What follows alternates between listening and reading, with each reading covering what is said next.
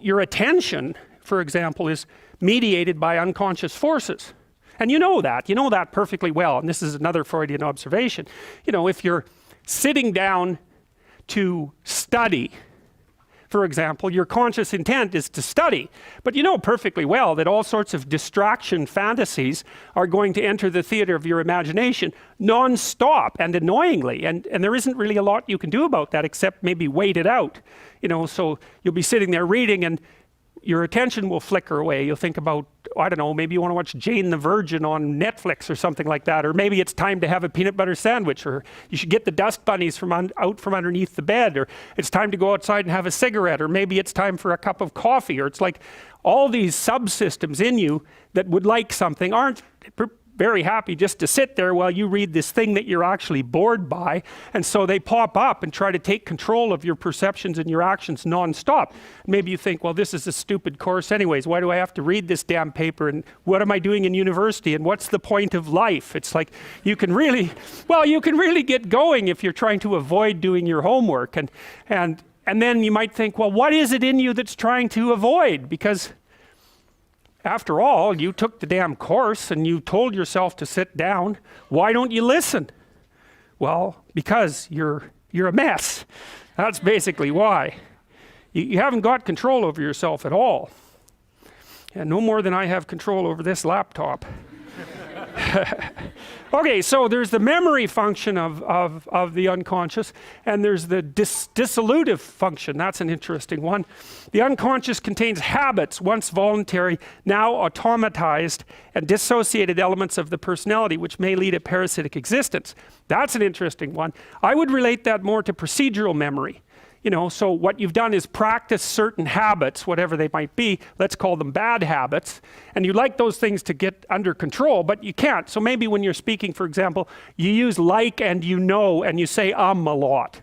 And you've practiced that, so you're really good at it. And you'd like to stop it, but you don't get to, because you've built that little machine right into your being, right? It's neurologically wired, and it's not under conscious control. And anything you practice becomes that.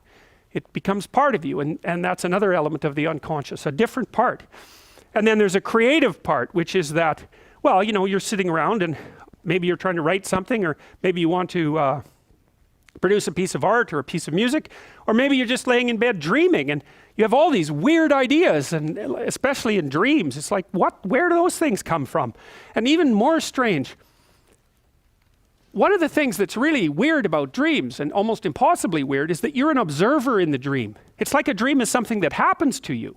Well, you're dreaming it, theoretically, so how is it that you can be an observer? It's almost like you're watching a video game or a movie, but you're producing it, at least in principle, although the psychoanalysts would say, well, no, not exactly. Your ego isn't producing it, your unconscious is producing it. It's a different thing.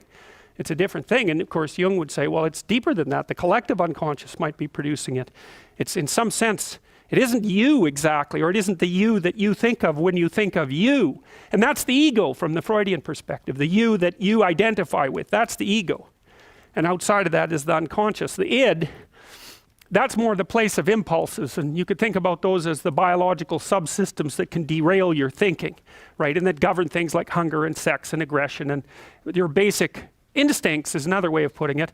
And it's a reasonable way of thinking about it, because these are subsystems that you share with animals. You share them certainly with mammals. You share most of them with reptiles. You share a lot of them with amphibians, and even going all the way down to crustaceans. There's commonality, for example, in the dominance hierarchy circuits. And so these are very, very old things. And the idea that you're in control of them is, well, you're not exactly in control of them. And I would say the less integrated you are, the less you're in control of them, and the more they're in control of you. And that can get really out of hand, you know. You can be, like with people who have obsessive compulsive disorder, for example, which seems to be, I would say, the dissolutive elements in some sense of the unconscious, the way that it's portrayed here.